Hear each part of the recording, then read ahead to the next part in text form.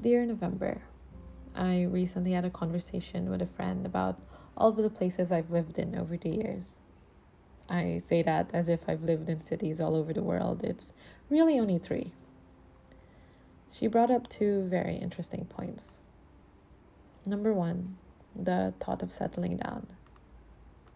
While I've moved only a couple of times, a tiny feat compared to many, the process of adjusting and readjusting and introducing and reintroducing myself is quite exhausting.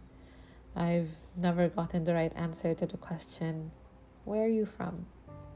It's either I give too much information or never enough. Because what do you answer to a question that encompasses such a large part of who you are and where you belong? Growing up in a transitional city like Dubai, where no one ever really stays for good, you get used to the fact that people come and go pretty quickly. As opposed to my friend who has extended family and childhood classmates just a mere drive away. Regardless of it all, I wouldn't want to stay in the same place for a long time, at least for now. It seems scary, November, seeing the same people, going to the same places, eating the same food.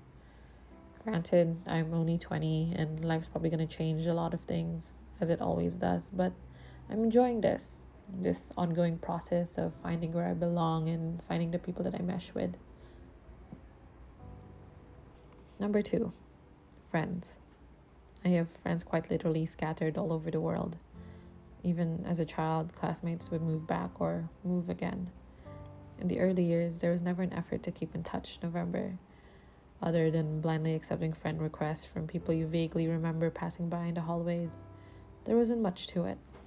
It was very much a, if we see each other, we see each other type of thing. Even most recently, it's relatively been the same. In a time of constant connection and instant messaging, keeping in touch never seemed that much of an issue to me. A quick stalk on Instagram or Facebook would do just the trick. But as I get older, and frankly, as it gets more difficult to make new friends, you quickly try to pull together the friends you do have. Over the course of the havoc your siblings have caused, November, I've been catching up with more and more people, checking up on how they are and chatting about what they've been doing. It's exhausting, to be honest. After years of letting people pass by and leaving it up to the universe to catch up, it's draining to make the effort. But it's also been fun. You realize pretty early on that a quick search on social media doesn't pull up the most important moments in a person's life, and that leaving it up to the universe won't get your friendships moving forward. All in all, November, it was a good conversation.